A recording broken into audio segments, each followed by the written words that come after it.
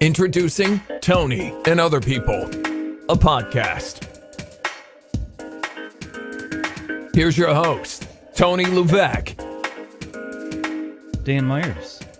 Tony Levesque. Hey, what's up? Not much, man. I'm excited to be here. This is Howard Stern-esque. Yeah? Yeah, I'm excited about this. It's a little less dirty. Yeah, a little less, but still informative. Right. Just as informative. It's for the public. That's right. And That's it's right. free. That you can't So beat far. that. That's most people in Lewis County. That's their favorite price. Free. Oh, yeah. Well, anywhere in the world. I don't think it's a local thing, as much as we'd like to believe. That's right. We're more like everyone else around than we think we are. Are you the type of person that goes to a garage sale and stops at the free box out by the road? Oh, that's the first place I look. Yeah. And then I can look to see what else is there that I have to pay for, and then barter in between free and next to free. You have to gauge what level the place is at. So if they're throwing this away, That's man, right. There's got to be That's some right. good stuff in there. That's right. Yeah. Well, it's like that's like my meth is garage sales, because it's we're always looking for a bargain. You know, there's always something somebody's throwing away that I know that I must have. What's your go-to thing, like, will stop you if you drive past a garage sale and you see one item? What is that one item that always stops you? If I see a dresser and some sort of tool, it's a must stop for me, because that is the best, because I love my woodworking. I've got my bat business and stuff like that.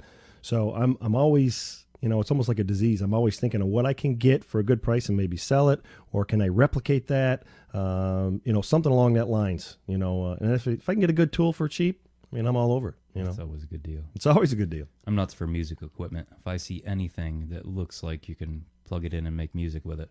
See, I'm a musical, I want to be musically inclined. And for some reason, God says, no, I got something else, but I am engulfed with the idea of being able to play guitar. I know 3 chords. I play a couple of riffs, and I play them over and over and over until my wife tells me to stop.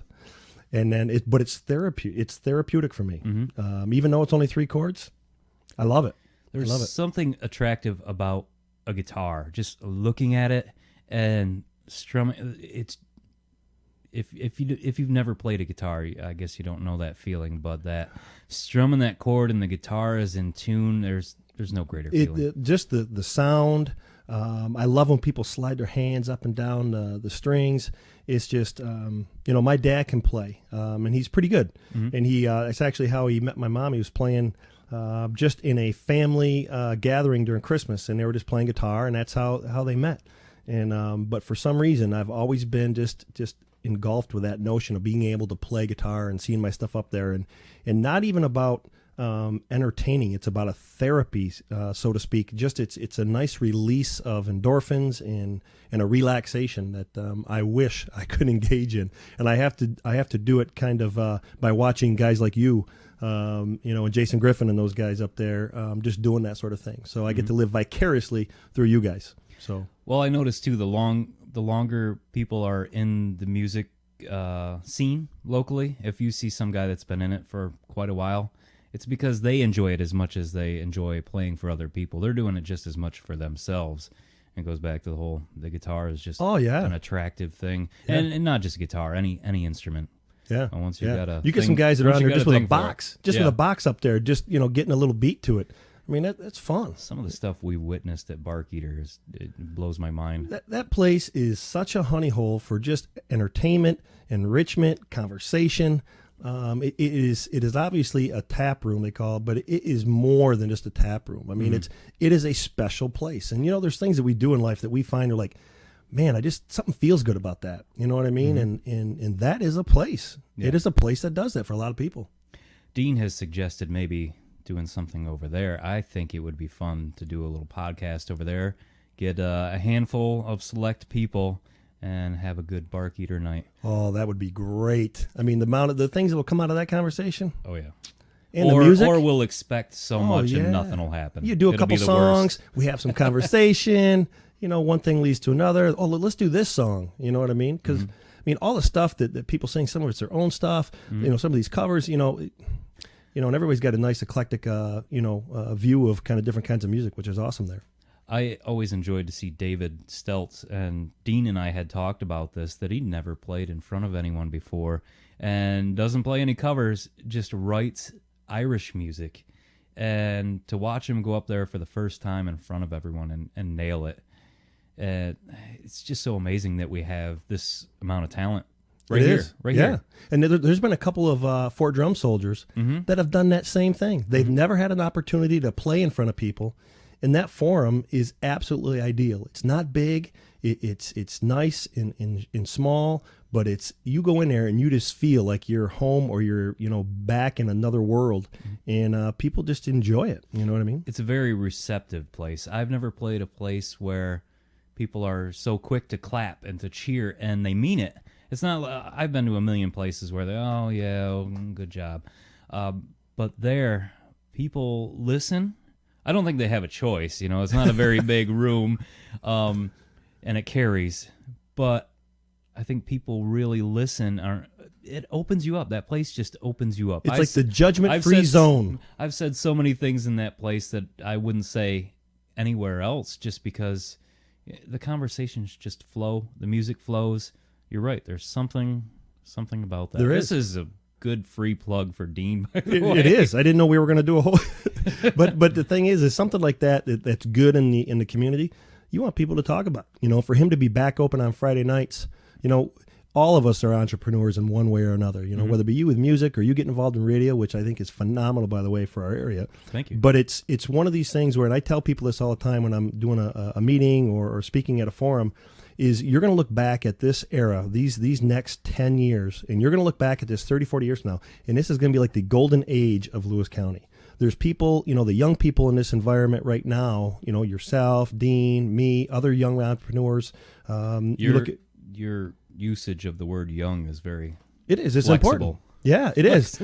Young right now means 30 to 45. Right. And that's true because we've, our seniors have had such a long run at kind of leading our community, but we're starting to draw back some young professionals that are raising families.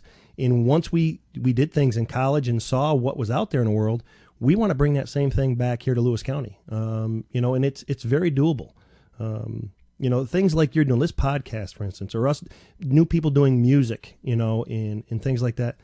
That's huge for young people to see and start to get an idea of creating new things in our county. I like that we keep it here, or people leave. People leave this area all the time, and understandably, I mean, there's not the opportunities that you can get in New York City. There never will be. This is not New York City. But the amount of people I see coming back and thriving in this area makes me hopeful for the future, because this area, this whole big general area, used to be mills.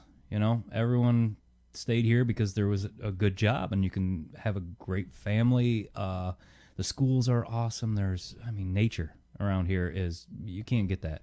I could literally walk out my door and take a 5-minute walk and be so thick in the woods that nobody would hear you scream. That's true. I grew up in the woods. I remember what that was like, But we're really blessed with such a great opportunity this area is, and I think the younger people are realizing that and coming back and staying here and starting families in the area. I think that's a great thing for people to...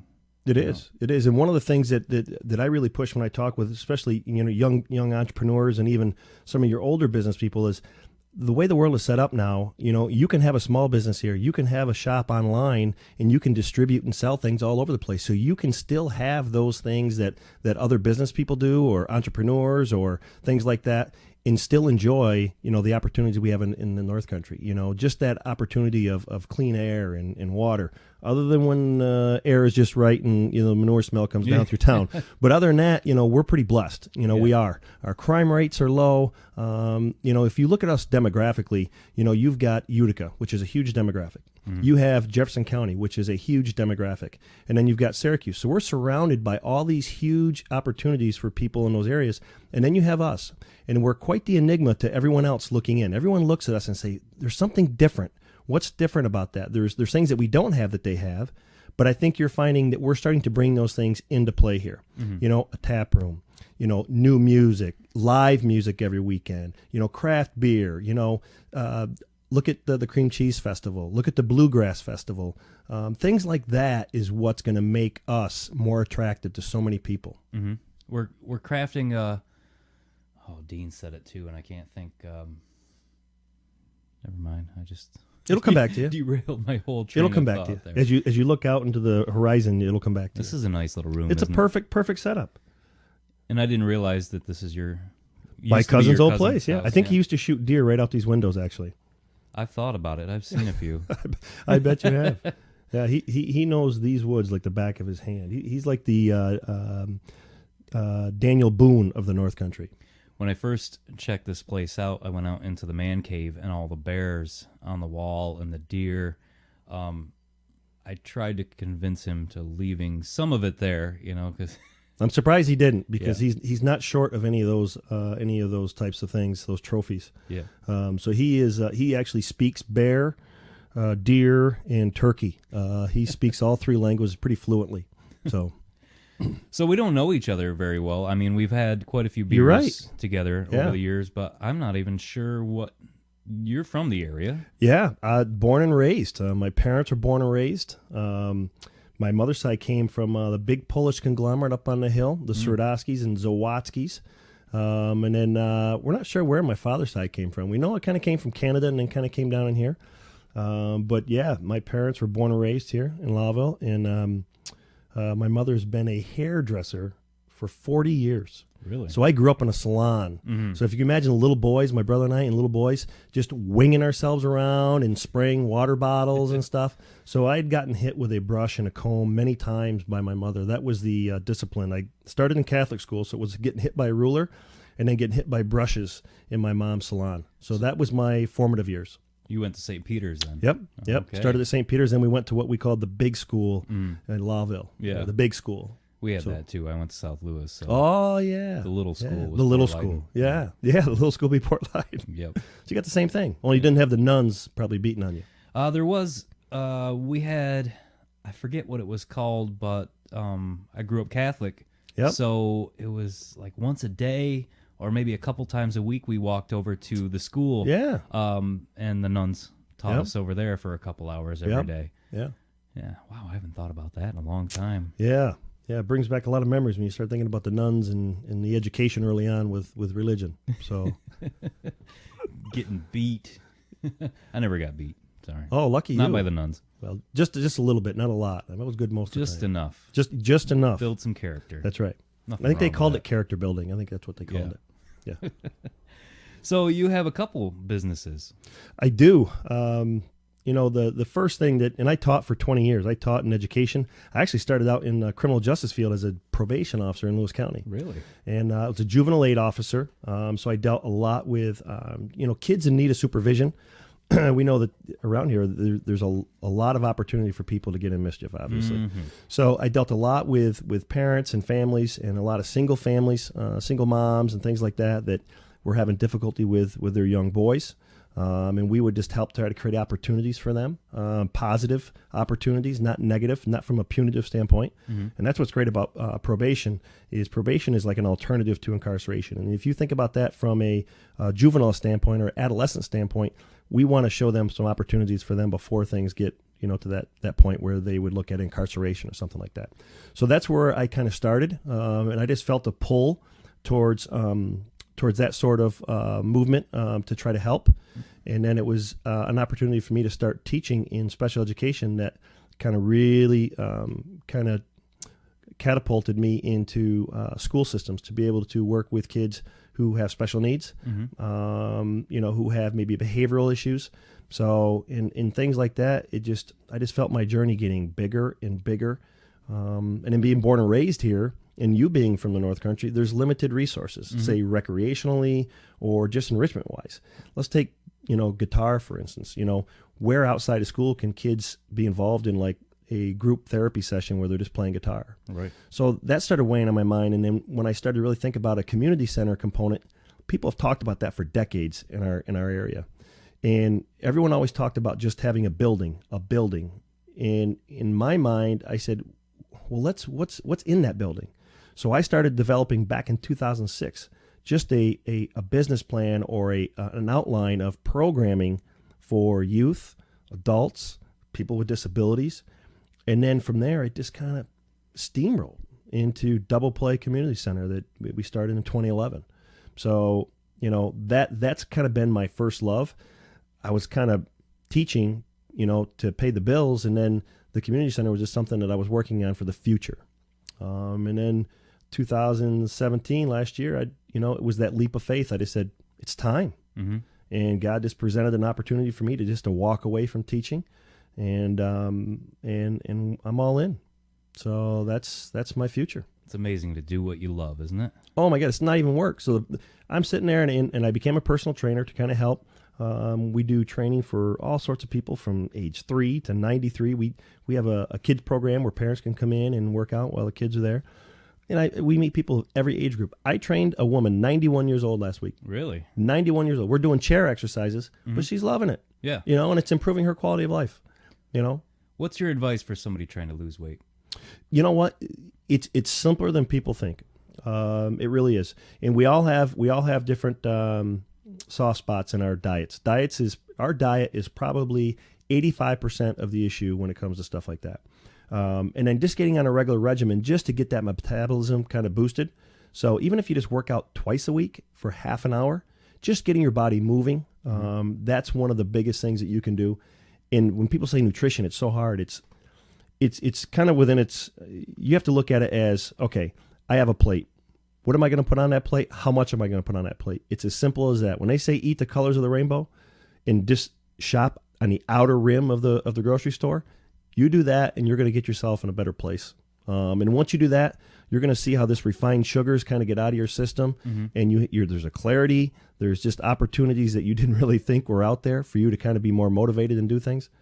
And it just starts with something small. I don't tell people to do it right away, and you have to have times of pizza, and you have to have times of craft beer. Those are my soft spots. So something like that, just getting some good conversation with someone in, like, say from our background, or even other people in the community that are healthy minded, it'll help you going on a good journey. I know I had a hard time a long time because I've been trying to lose weight for years, only recently successfully. That word diet is it's tough because it seems temporary. And what you really want to do is change the way you eat for good, because you have to maintain it. I mean, I've seen a lot of people lose the weight and then gain it right back because they're like, I got to where I wanted to, and now I can eat whatever I want. What was your breakthrough? What do you think was your breakthrough where you started to see something, you're like, was it something physically? Was it something mentally? I've always been a drinker. I enjoy drinking. And I don't want to say it gets out of hand, but it gets heavy at times throughout my life. And it got heavy this last time. I quit drinking 2 months ago. And I had a heavy weekend of it, and I said, I'm just going to take a break, which I do every once in a while. I'll take a month off or, a couple weeks off and go back to it. This time I said, drinking, I enjoy beer. I love the taste of beer. But nothing great has ever happened to me because I was drinking. And so I quit drinking. I said, I'm done. And apparently I was drinking a lot because I lost a couple pounds the very first week. And I said, you know what, I'm going to jump on this thing. And I started exercising. Well, no, I didn't start exercising right away. I changed my diet. I decided to go low carb, not no carb, because... Yeah, it's hard to do that. When you tell yourself, and I quit smoking 4 years ago almost, and one of the main things I learned when you quit smoking is keep a pack of cigarettes there or a couple in front of you, because it does something to your brain to know, I don't have any. You know that you're quitting and you don't need any, but that thing in the back of your head saying, I don't have any cigarettes, is enough stress to get you started again. So just that fact of knowing you have a couple cigarettes there, if you need, did wonders for me. Okay. So I applied the same thing with, I'm not doing no carb. If I go to my parents' house every weekend, and my mom, she just makes food that is awful for me. She loves ordering pizza and making just stuff that's delicious but not very good for me. So I said, well, I can have a piece of pizza, but I'm going to have a small piece. Yep. And, be good the rest of the week. So no carb, but anyway. And carbs are important. People don't realize that carbs are essential to your diet. And when you see all these different diets or ways to eat, it all comes down to your moderation and keeping a sense of, okay, I don't want to fill myself to the point where, okay, I can't breathe. That Thanksgiving, I got to lay down and sleep for 6 hours after you've just, and people do that almost every meal sometimes, and that was kind of that mindset years ago, and they eat everything on your plate. Well, they gave you so many helpings, right? So it's doing things in moderation and having your proteins and your carbs, your good fat, your bad fat, little things like that. Butter is important to have in your diet every now and then. And my brother and I got talking about this the other day. I said, well, what are you doing for when you have a sandwich? Well, I have a sandwich, 2 pieces of bread. I said, put the same amount of meat on, but have one piece of bread. So you're still getting the same thing, but you're taking some of that carbs, those extra carbs, because carbs are important, but that extra stuff, you know what I mean? So, and that drinking thing is important too, because there's so many calories in there, that it just eats away at your ability to maintain, the sense of lifestyle or the healthy lifestyle you want. But you touched about a whole thing. People don't realize how much they're drinking sometimes, and that is, nothing good comes out of that, and I've seen that time and time again, with different people. If you can still cut back that moderation, and enjoy yourself in a barroom atmosphere, or I like to say, I don't like to go to a bar. I like to go to the tap room. See, my wife and I, we don't like to go to bars, but we'll go to the tap room because it's a different atmosphere. Yeah. And you don't have to sit there and have 5 or 6 beers. You can have 2 beers and enjoy yourself just as much. Right. I went the other day. Saw you there the other day. I had a water. I had 2 waters. Yep. I sat there for a good hour and a half, talked with some people, and of course it's not the same. You're not drinking a beer, right? And Dean is very proud of his product, and he is. It's a great product. It's the best beer I've ever had in my life. It's phenomenal.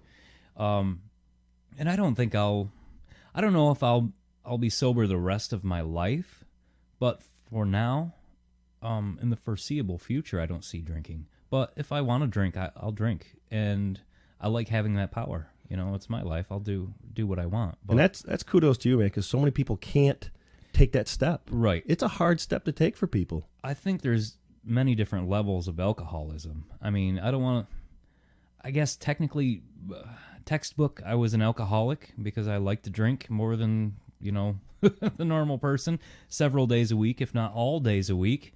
Well, some days I'll have a beer after dinner, and other days I would go out in the garage and come back in at 1 a.m, stumbling. And it wasn't so much the drinking as the amount of time I wasted just sitting there trying to catch a buzz. Yeah, and that's amazing for you to be able to acknowledge that and have that foresight, because a lot of people have to have that brought to them. And I've seen that within my family. I've seen it with my wife's family. Just that is it is a thing that's gone on for decades and decades and decades.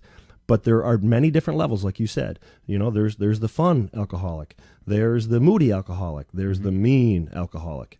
So there's all different realms of them, but it still has the same root, and that root is that alcohol is their stronghold, and it is the beginning of that feeling that they're looking for, whether it's hiding something or whether it's just they want to escape, reality for a little bit. Everyone has their own thing. It's a social thing too, and you're right. And you're right. We learned in school peer pressure, all about peer pressure, and that doesn't end in high school. No. I'm lucky to have a great group of friends that are supportive when I say, "No, I don't want a beer." Oh, okay. Rather than, but I know a lot of people. There's somebody I know around my age that quit drinking as well, and his friends who are our age pester him all the time about drinking, and that's awful.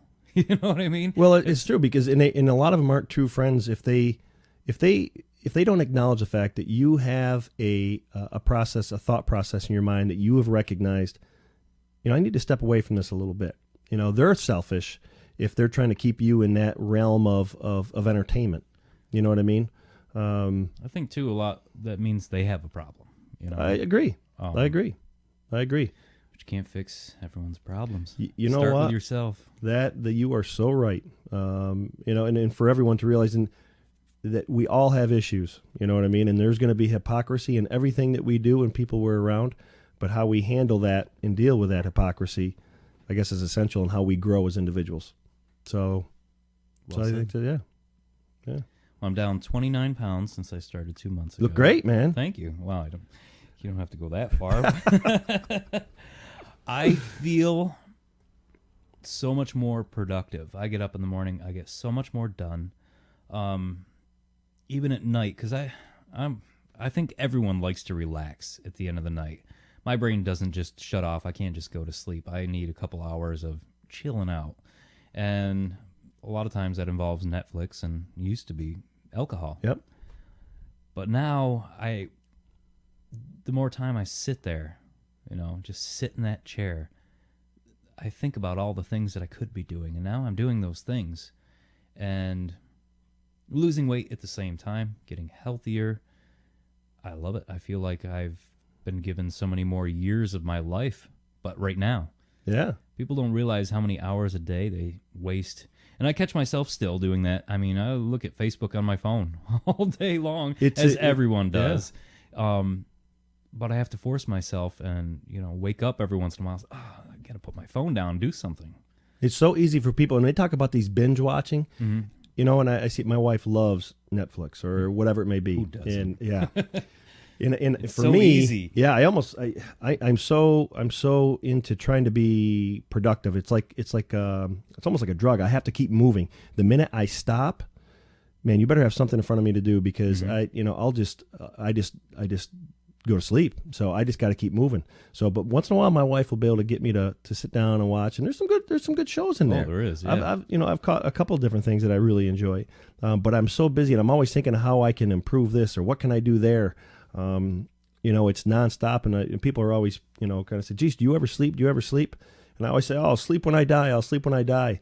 But it's one of those things where I feel like I have to get so much done in a short period of time. And that is almost a detriment to my health as well, because, I wish I could just chill sometimes. Mm-hmm. It's very hard. And for me, I'll tell you, when I go into Barkeeters and I have a couple beers, I can chill. Mm-hmm. You know what I mean? It slows my mind down and things like that. And it's hard for people who, I'm a workaholic. Mm-hmm. I am a workaholic.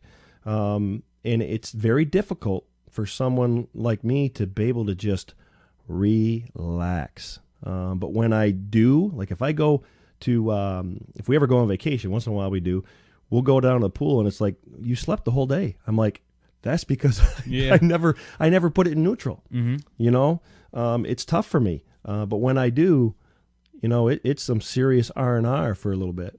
I know we had some issues even getting you here. This has been a couple weeks in the making because you're so busy. It is crazy. And it's tough. And my wife's just the opposite. So it for us to work, it's amazing how it does.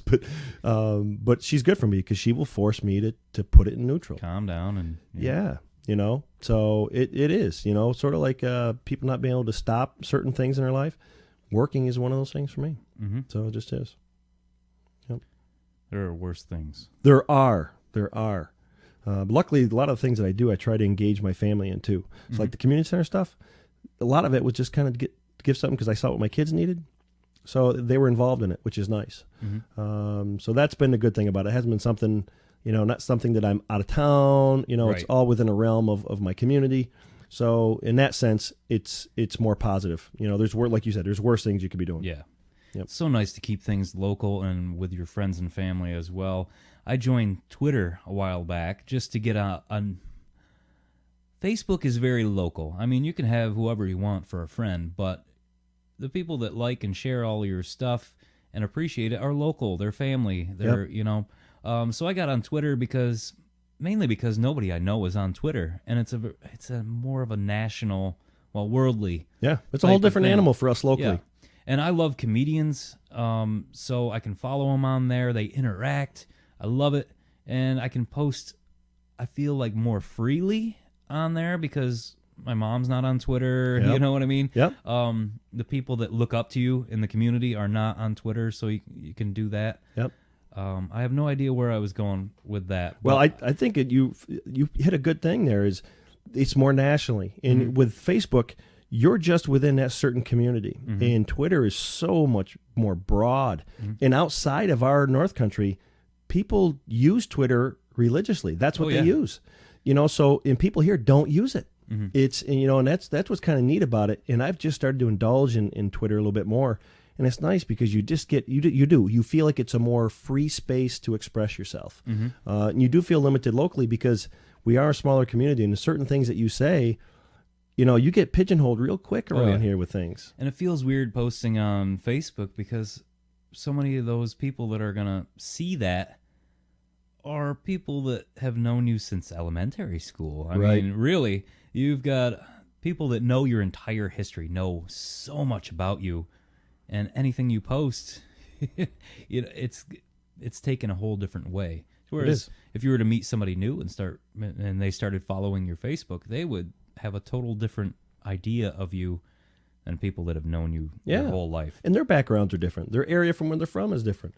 So getting that different perspective is kind of cool because everyone has that same sort of thought process locally. A lot of us are trying to change that thought process, but you'll get that same residual outcomes a lot with people. And that's one of the hardest things with change in our area is they are set in their ways a little bit and not open to new concepts or ideas. You know what I mean? And that's kind of where we've kind of talked about like the building of our community center. This project would transcend the way we look at our community completely. And it's a project that gives back to every single person in our area. It's not something that just serves seniors. It's not something that just serves families. It's not something that just serves adolescents or toddlers. It is the whole package. And it's rare that we come across opportunities like that in our community to make something so impactful. So, and I talk with different people about it. I get so enthusiastic and passionate about it because one of the things that I tell people is, and you can attest to this, is we see through the function of our eyes, but we have vision through the function of our hearts. And to give vision to someone is something that is extremely difficult to do because it has to come within. And it's one thing just to see it. It's another thing to feel it, So, and there's things like music. That is a passion, obviously, for you. You know what I mean? So you feel that. When you go up there, you feel that. You know what I mean? And there's things that you just see. So getting that mindset and changing people's lives, that's my number one goal. That's what I'm passionate about. And I'm doing it the only way that I feel like I've been brought here to do. And if I didn't think I had a purpose in life, I couldn't just sit around and I see so many people just watching TV or hanging out at the bar and not having that drive or that purpose. You know what I mean? For you to do what you're doing now, me sitting here, this is like an awesome purpose to be able to provide. You're providing things for people all over the place just by sitting here bringing people in to have conversations they might not know about. You know what I mean? I think this is good for everyone. I talked to the wife about this a while ago, and I said, I don't care if nothing comes of this. I do 10 episodes, and it just kind of peters out, whatever. I mean, I really want this to stay going, but I think about 20 years from now, you showing your grandkids, hey, check this out. Yeah. And it's a time capsule. This is where we are in life right now, and I think I want everyone to do this. I want everyone to come over to my house one at a time. That's great. I want to learn about people, and that's a lot of the reason why I had you on the show. I've known Doug for a decade now. Doug and I have hanged out. We can hang out. We can hang out all day. Doug and I have hung out way too many times, so I know Doug quite well. Same with Dean. And I wanted to have you over here because I don't know a lot about you. I want to learn about you. I like what you do, and we've always had a good time. Oh yeah. It was mostly over a couple beers and That's some right. music. That's where it starts. Yeah, and I think more people need to do stuff like this. I think this whole setup didn't cost me a whole lot of money or a whole lot of time. I mean, I have band equipment. Well, that's important. You got to have that. I've got a little band equipment, but I think just opening up conversations that maybe wouldn't have happened before and let other people in on it, let other people hear it. And that's kind of the whole purpose of this, is to show that here locally we have great people. We are great people. All we of are. us. Yeah. I think, it gets a bad rep from maybe the rest of the world because we're not a city, but we are sophisticated. We do care about our community. We do. I think even more so than people in the cities. And this is a great area with great people, and It is. we need to promote that. And I tell people this, just like you, I mean, we are walking novels. All right. It's like being able to sit down and I've always admired different things that you do and watching you. But again, be able to sit here and kind of listen to your story a little bit, and I'd even like to, before we're done, I want a little bit more about why you stayed in the area, why you didn't go somewhere else, because obviously musically, you could do a lot more in other areas. You know what I mean? So that to me is important of why you stayed, and a testament probably to our area, why people do stay instead of going somewhere when they probably can. But knowing different people's stories is important, because there's so many people that want to see greater things take place, and they haven't had an opportunity or a platform. You're going to have someone on here at some point that is going to change some big things in our area. Whether it be I think I already have. I agree. And I know I'm going to be following all the time now, and I see it. And you see things on here and there. But now to be able to step into this, personally, and then to share that with other people, it broadens the spectrum of what you can do and who you can influence. I think every person that you run across in life will inspire you in some way or another, positive or negative. You might say, listen, I'm not going to be that guy. And that's inspiring. It inspires you to work harder, to not, to look at somebody else's flaws and make them not yours. Or, say that this guy can do that. I can do that too. I say guy, I'm a girl, or any person out there, whatever you want to label yourself. I think we all need to inspire each other to be better. Oh, I agree. And you had a spot when you said girls or females. We have some phenomenal. You can take that if you want. Oh no, that's okay. That's okay. We have some phenomenal women leaders in women in our area. If you look at our local school districts and even our local businesses, there are some women that are leading the way in our area that are just phenomenal leaders. And that's something that you haven't seen a lot in the past in Lewis County. So I think that's important, for us to recognize. And if you look at, and I'm in the schools, quite a bit, especially coaching, our female sports programs have done far and above what our boys programs have done in the last 10 years. So there's a trend there, and I'm not sure why. I know I have this conversation with a lot of people, but a lot of our young guys in school and young boys, they're not looking to excel athletically or even academically the way our females are in the area. And I'm not sure where that shift has come from. And they're just not excelling or seeking to excel the way that they have in the past. And I'm glad that there's more females that are doing it, and that's important. I mean, I have 2 daughters, so I know.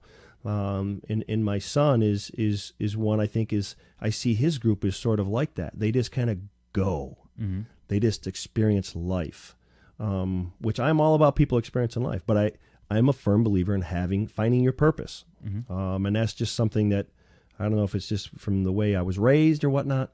But everyone has something special. You obviously, there's something special about you. When I'm around you, I know there's something different. I know you're bringing something to the table when people have a conversation with you. And people to find that gives them a sense of self-worth. It gives them a sense of purpose. And you look at all the mental health issues we have in the world and different things, and where is that? Where did that change? Where did that shift come into play? Where as a society did we do some of this wrong? You know what I mean? So it's great conversation pieces, and we probably have this conversation again at Bark Eaters at some point. But it's good food for thought. When you think about that. So these are things I think about, by the way. Yeah. I'm not going to tell you the things I think about. Well, that would be for the Howard Stern version of this we're talking about. Which it can always turn into that. I'm not opposed. I think sometimes it hurts to think. Not that time. Sometimes it hurts to think. It does. Yeah. I think we're trained, especially at a young age and all the way on up through, to find out what you're good at and what you want to do to turn into money. Everything is about what do you want to do with your life, and you need to survive. You need to have money to do that. Schools, they train you to find a job. It's terrible how they want to pigeonhole you so early. Mm-hmm. And you have to know you got to stick with it. Yep. Or you're going to waste your own time, and they drill that into your head, which I understand why, because we all need to make money. We can't survive without money. But I found in my life to find what you're happy doing, what you really find purpose. Not necessarily happy, but what you find purpose in doing. I agree. and then find a way to make money doing that. It's tough because you spend a lot of your time broke. You do. But in the long run, your life is going to be a lot more fulfilling doing what you love and helping other people, because everyone has it in them. They want to help other people. It just depends on how. Yep. Everyone has a different way they can help other people. yeah, and they try to force college on every single kid now, and it's, college is not for everybody. I agree. You know what I mean? I didn't go. It's one of those things where, and my oldest went and kind of followed in my mom's footsteps as far as a beautician and stuff like that.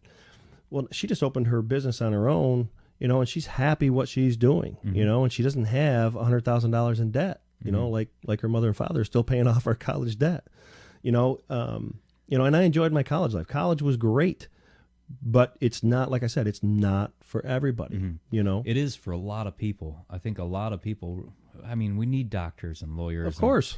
Everything. And I think a lot of people are really meant to go to college. I agree. The schools, the high schools mainly focus on everyone going to college. That's not going to happen. No. No And matter there's what. opportunities for people to work with their hands, and even now at BOCES, which I like, they've got graphic design.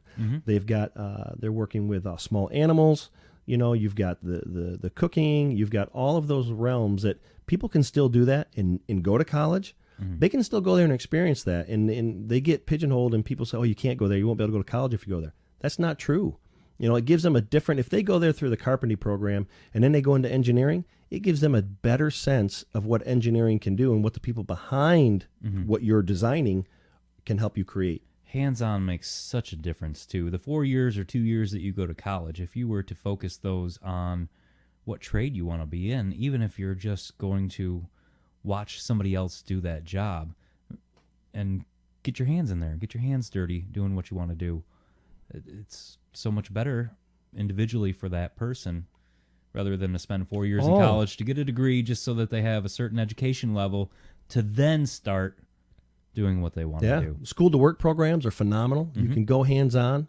Those things you need to see more and more. Your internships, I'd love to see them more in high school as opposed just to college. Yeah. I had a couple experiences at JCC where I went out in the field, and I was like, I don't know if I want to be a police officer. There was so much downtime with different things, so that really kind of made me think about where I want to get into things a little bit differently as I went into the real world. So that really kind of formed my concepts of, well, maybe I want to get into probation into this field first. And then that led to, teaching. So you never know what's around the corner, but if you don't experience different things, you never know what's out there. That's something too I didn't find until I was older, is that you like things that you didn't think you would like. It's the older I get, the more I open my mind up to things that I don't like that. Well, I don't know. Maybe I've never tried that. Let me give it a try. So many foods. My wife works at the hospital, so which has really helped with my weight loss too, because she knows how to cook properly and healthily. If that's a word, healthily. Today it is. Yeah, sure. Yeah, we'll count it. So, boy, I am awful today.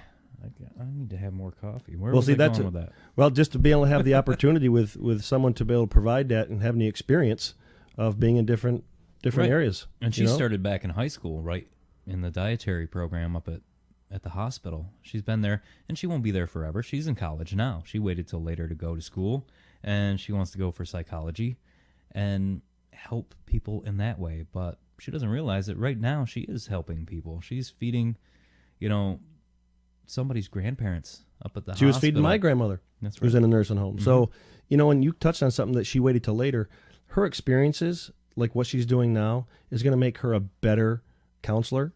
You know what I mean? And she's going to understand a lot more in school now than she would have if she would have went into this field right away, because she has some life experiences. You know what I mean? Compassion. Oh, compassion is one of those things a lot of young people don't have. You know what I mean? Until they really understand a little bit about life. Well, I think it's because they haven't lived life long. They haven't had as many experiences as the people around them. And then once they realize that they're surrounded by people that have had completely different experiences, and maybe even a lot more. It took until 10 years ago for me to really respect my elders. That's drilled into our head at such a young age. But it's because they've lived a lot of life that you might not ever live. Yeah. And I have coffee every single day with a group of men who are 70 or older. And I have learned more in the last 4 or 5 years. And I'm the youngest one there. I'm the young pup of all of them. But the knowledge that they possess is phenomenal. And I've become very humbled over the last 10 years of just becoming a professional and understanding and listening. And that was the hardest thing early on is people thought, well, if you're not for them, you're against them. And I had that mentality. And now I'm at a stage and I realize why a lot of the things I wanted to accomplish 10 years ago didn't happen because I wasn't ready for it. Now I'm more ready because I'm more humble. I understand that there's a lot of people that are going to provide a lot of opportunity for me when I listen. And that's the biggest thing. I don't lose my passion. I'm still very passionate. But that arrogant, component that I had at a younger age, you start to lose that as you start to, and a lot of it comes with your faith and where you see yourself spiritually. But you have to be open to other people and what they have to offer. And that's what I have found has kind of helped me in the last number of years. Listening to people is a huge thing because you're getting to know your surroundings. The people that are around you all day are your surroundings. Yep. And to understand them makes your life better. Yep. And it's not easy. I mean, listen, we know how difficult life is. One day we're on cloud nine, and the next day you're like, man, life is the worst thing in the world. But that's the ebb and flow of life that, some people can't deal with it. And that's where you see these different things that take place. But finding someone in your life that helps you maintain that, a spouse who is there, through thick and thin, and if I'm high, she's kind of, she's might be down, I can kind of bring her up, and vice versa. When she's down, I can bring her up. So having that partner in life is essential. It's nice to have somebody along for the ride, even if, they're down in the dumps with you. A week later, you can say, oh man, at least we're doing better than that. And then it becomes a journey with somebody else. It's somebody in the passenger seat. It is important, because if you don't have someone there in the trenches, and our spouses are there in the trenches with us all the time, you know what I mean? So it's essential to have that. And even if you're not married or you don't have someone, everyone has a core group of friends or family that they can always talk to. Yep. And if not, give me a call. You can talk to me. That's right. And that's perfect. That's what the podcast is for. So that's right. You're going to get a lot of calls after this podcast. I doubt it. So you got a pretty crazy event coming up here shortly as well. Yeah. The Man in Black. The Man in Black. Yeah. You're a huge Johnny Cash fan too, aren't you? Dude, I love every sort of genre, but Johnny Cash is something special. You know what I mean? Hear his voice and automatically you're just drawn to it. It's like hearing a guitar for the first time. You talk about a life. His life was unbelievable, but his voice was even more unbelievable. So, when I hear different things, and I listen to a lot of old country. Like I said, I listen to every genre you can think of. Depends on the mood I'm in. But just to hear Johnny Cash and his voice, it takes you back. It makes you stop and kind of think. And that's why everyone else just stopped and were in awe of the Man in Black, so to speak. It's a time capsule too, because he grew up in a different time period. Different things mattered back then. Yeah, stuff that we take for granted now. I mean, things like indoor plumbing. Johnny Cash didn't grow up with that. Yeah. A lot of the people that we live with in our communities did not grow up with indoor plumbing, something that we take for granted, that we wouldn't think of anything else. Yeah. Just that one little aspect of life, which isn't so little when you're living it. That's why I like a lot of that old country, because that's what they talk about, is the basic hardships of life and how to overcome those things. And I think nowadays we don't really have to deal with that as much. The problems that we have now are nothing compared to the problems 60, 70 years ago. The one thing that we could correlate with Johnny Cash is, he went through a span where he was addicted to pills and different things like that. And you look at that, how people go through that same thing now. So there is some components of his life that's parallel to people now, if you listen to some of his songs and things like that. And he went through a bunch of spiritual concerns. He shifted spiritually, through his spouse or the people around him. So, a lot of his music is, you can listen to, it's like a novel in song theme, which is kind of cool. If people really know a little bit about Johnny Cash, you can see that as he kind of evolved as a professional individual. But this is an opportunity for people who have heard about Johnny Cash or people that were fans of him. This guy that we're having, Jim Bauer, or Philip Bauer, by the way, he is world renowned for his ability to reenact Johnny Cash. So it's a time capsule brought back live now, which is going to be kind of cool. So He did live a very interesting life, and like you said, ups and downs. One of my favorite recordings of his is Orange Blossom Special. It's a live recording, and his voice is shot, and you can tell he's strung out on drugs bad. I don't know what, some sort of pills. And it was just almost hurtful to hear how his band is struggling to keep up with him. The tempo is a little off. His voice is a little off. And you can tell because he is just in a very rough part of his life. But then he re-recorded the song the way it should have been recorded originally. And what a difference. But I like hearing hearing that original Orange Blossom Special while it was live and he was just in a bad place in his life. Yep. Not because it's a great song or he performed it well, but because you get that feeling. You know where he's at. Even if you've never been there, you get that sense of, and that's the magic of music. I mean, you're dragging whoever is listening into your world for just a brief moment. Yep. And, I mean, with somebody like Johnny Cash that's lived it, Yep. that's lived a way harder life than most people will ever Oh yeah, live. undoubtedly. And then to write about it and to play music and entertain millions. Yep. And my two favorite things of Johnny Cash are Boy Named Sue. Mm-hmm.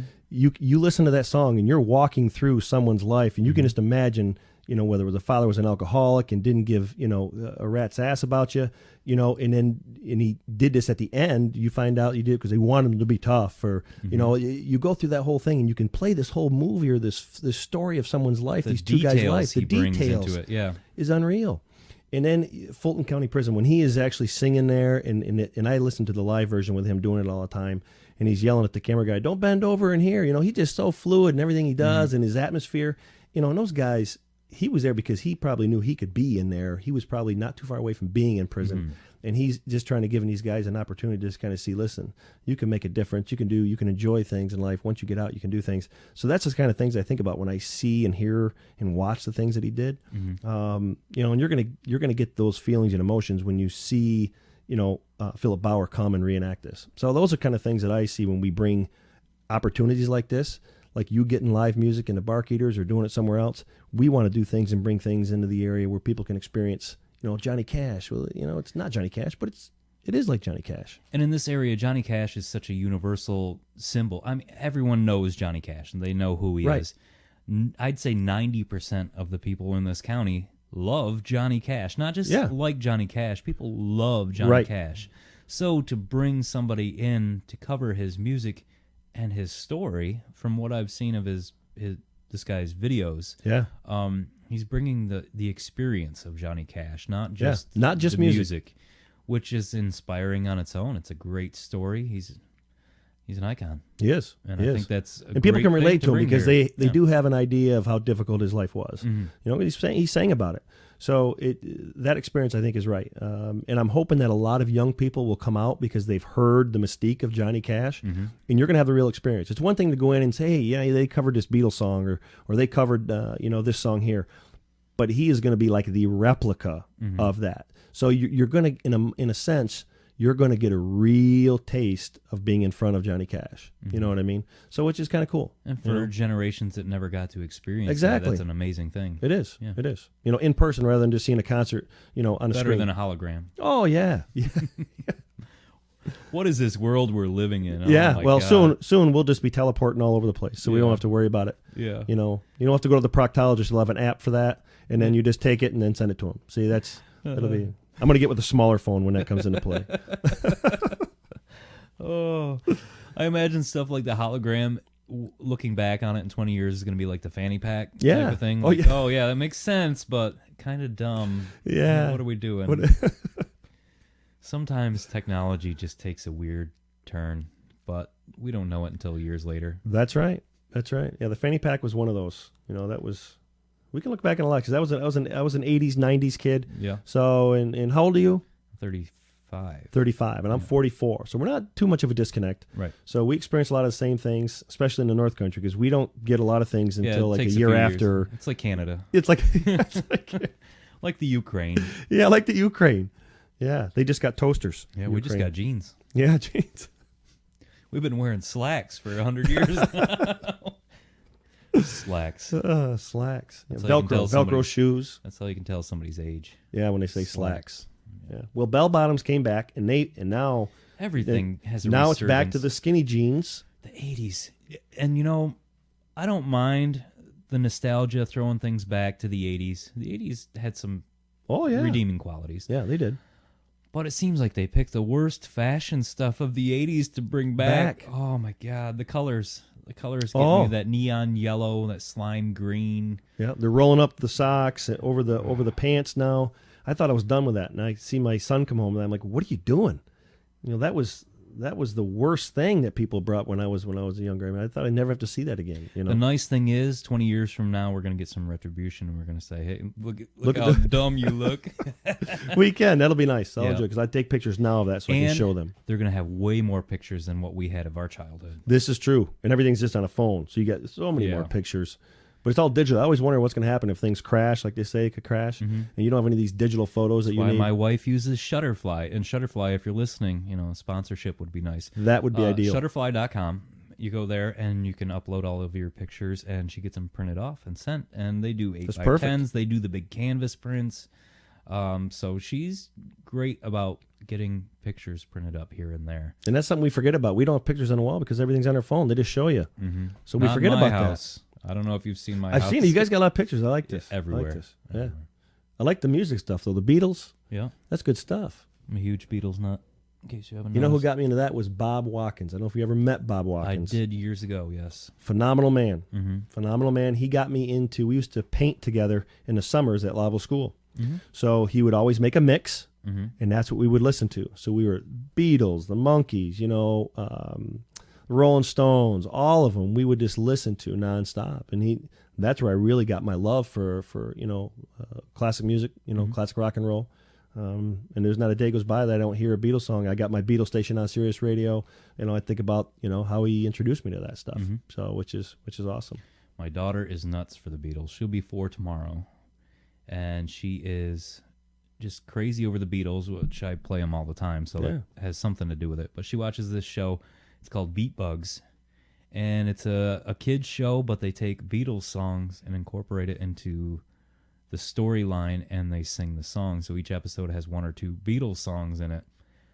That's ingenious. It's great, and I love how about every 10 years they remarket the Beatles to a whole new generation. They do. Of people, and it's because their music, like Johnny Cash, Transcends time. it's a work of art, and the Mona Lisa will always be a great painting because it's a great painting, not because it's great painting for the time. And I think a lot of music is that way. You know, when you think of 80s synthesizer type of music, not all of it is great. It's great for the time. It reminds you of that time. I agree. But bands like the Beatles and Johnny Cash and CCR transcend all that and just become, it's just great music. Yeah, yeah. And what's nice about that is like I'll share different types of music from that era, the 60s and 70s, with my parents. And I love that music just as much as my parents do.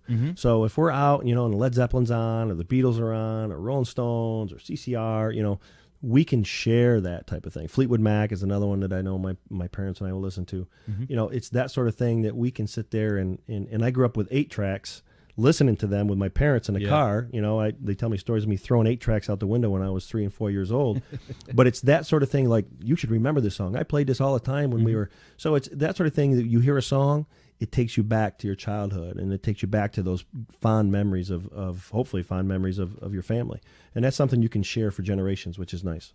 I think music is great for the memories. You know, my dad is going through dementia, and a lot of times I'll just sit there and listen to music with Dad, stuff that he grew up listening to or his teenage years. And then a lot of times we'll just sit there and listen and not say a word, but, you know, we're enjoying. For him, it's bringing him back, you know, and for me, it's creating memories. if not relating back to my childhood, listening to that Yep. music. Music is very therapeutic, and Music, they I have love found that it is essential for patients in that situation that your dad's going through, and Mm-hmm. I can't even imagine. I've seen it, with different people. So, music is a way that you can share those experiences, this time in his life, but also remember the time that it was good in his life. Mm-hmm. So that that's special for you guys to be able to do that. So I'm glad that music can do that, because that's a hard time to go through. I can't imagine. So I'm glad music can have that piece with you. So that's important. it's a little numbing. It's a little.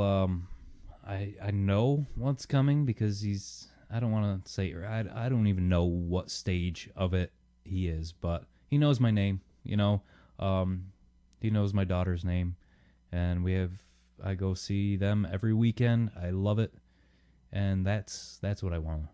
Yep. Take and that's with me that's and- important.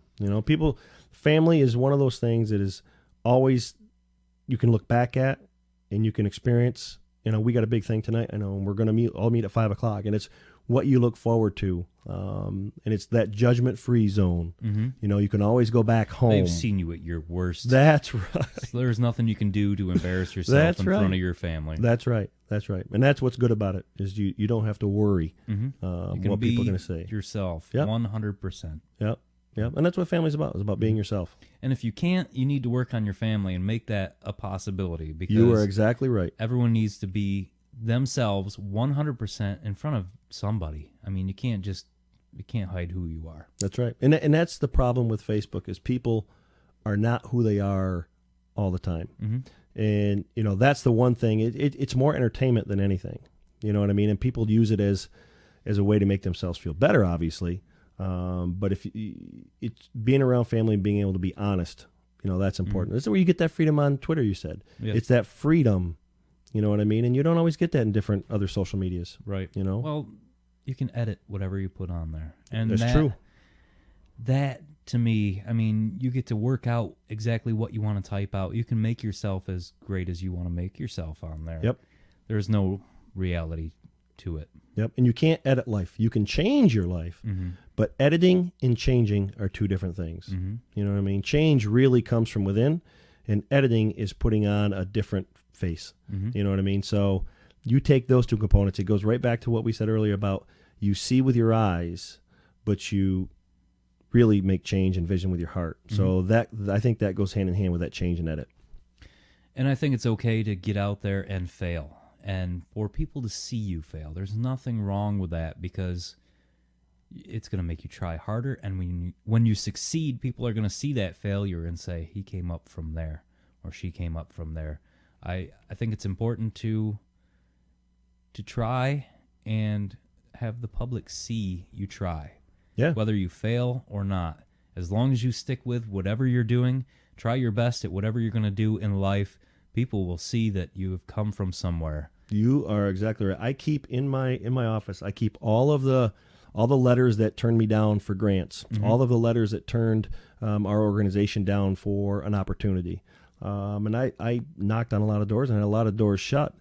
But it's that I tell people you can't fail if you don't quit. Mm-hmm. You know what I mean? And that's true. You know what I mean? It wasn't easy for you to stop drinking just like that, Right. or stop smoking, or to stop, eating a dozen donuts. For some people, it's Two dozen. two dozen. Especially if they're Krispy Kremes, because it's like eating sweet air. I don't care what kind of donut. Now I want They donuts. are a soft Thanks. spot, I will say that.